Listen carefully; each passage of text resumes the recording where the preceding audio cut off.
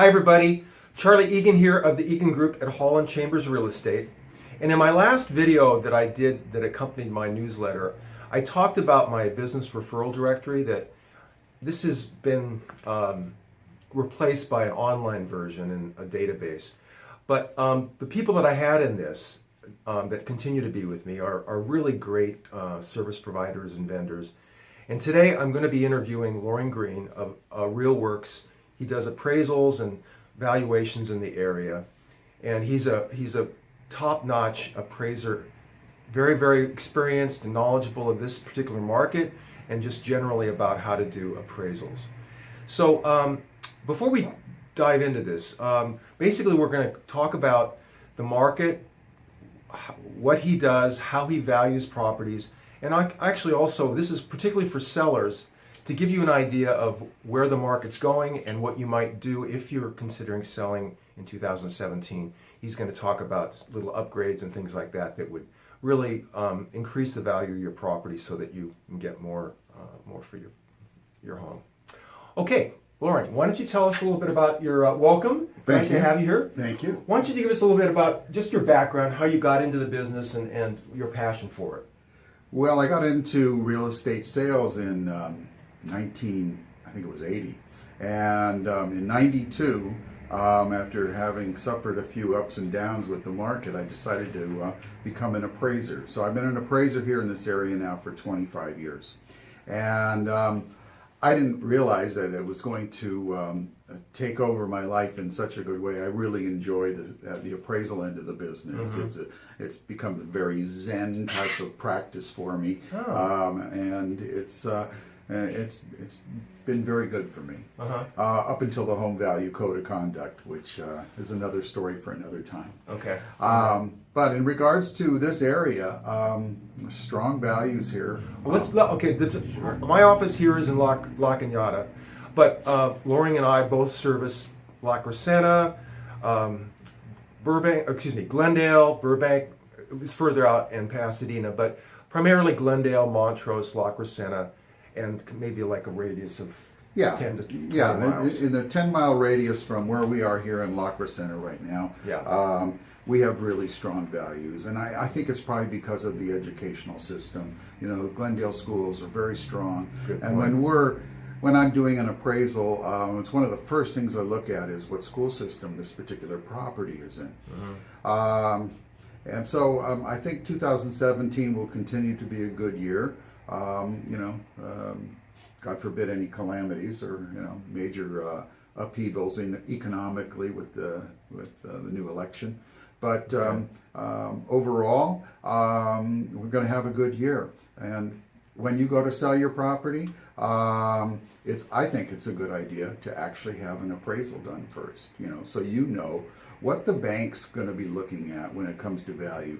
Realtors have a tendency to just show you comps, but they don't do the analysis to break it down to show you where the value of your home will fall into. So I think it's an advisable thing.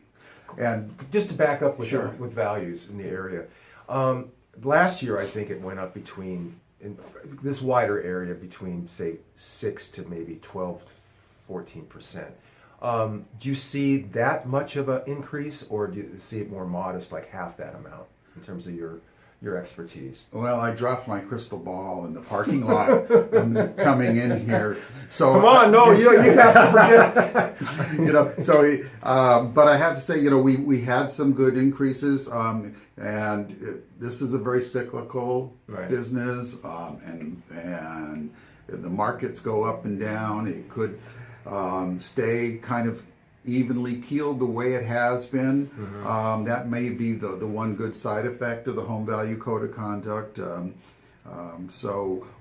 I think it's going to continue in a slower trend. I don't think it's going to jump up real high. We haven't seen a big increase in incomes to support that. Right. So I think it's going to stay steady pretty much. We do have interest rates starting to go up a little bit, as I talked about in my lender update with Tony Perez. So that tends to dampen really escalating home prices, because if buyers have to pay more for getting a loan, it does decrease the number of buyers out there, or at least the range that they can go up. What sort of upgrades would you suggest that sellers consider doing to just sort of leverage the value of the home that might make it more appealing and marketable? Well, appraisers typically aren't people who appraise housekeeping. Mm-hmm. But I know from being a realtor as well that one of the number one things to do is declutter your home when you're going to get it sold. Mm-hmm. And even though, you know, we look past that when we're appraising the property, mm-hmm. buyers don't. And I'm sure it affects some appraisers. They'll look and go, oh my God, you know, this place is a mess, and not give it the value that it probably would have if it looked more presentable and more marketable. Mm-hmm. That being said, mm-hmm. I think a lot of people buy homes when they drive up in front of it. And they look at the curb appeal and they see, you know, the fresh flowers and nicely landscaped area, and it looks inviting, and they get an emotional response. Those are very small, inexpensive mm-hmm. tweaks to do, mm-hmm. You know, to the front of your home to increase the curb appeal. Okay. That being said, then of course the big ticket items are kitchens and bathrooms. Right. You know, mm-hmm. people look at those and they try to imagine their stuff in them and their children in them. So you know, you want to have those as clean and as neat and as upgraded as, you know, financially as feasible. Mm-hmm, mm-hmm. You can over improve. I'm not saying you should do that, but just mm-hmm. staying within what is reasonable in the market, and a good appraiser can often tell you what that is too. Okay. But okay. Yeah, those are the two big money makers when you are going to be selling your home, is to have upgraded kitchens and bathrooms. Okay. And fresh paint doesn't hurt either, you know? Yeah. So we have the cosmetic things you could do in terms yes. of landscaping, flowers and fertilizing the lawn and things like that are really at minimal cost. And then you have, of course, as you said, decluttering, and you have paint and new carpet, and that can really freshen it up as well. Absolutely. Okay. Yeah. Okay. Yeah. Do you want to talk just briefly about when you get called in for, if there's divorces or trusts, sales, and things like that, what your specialty is in that regards? Yeah, I do a lot of expert witness testimony for divorces, bankruptcies, foreclosures, okay. Eminent domain, probates, and that has been probably one of the only times they're really happy to see me is when I'm coming out there to appraise their property to step up the basis. Because it's a big tax savings when you step up the basis.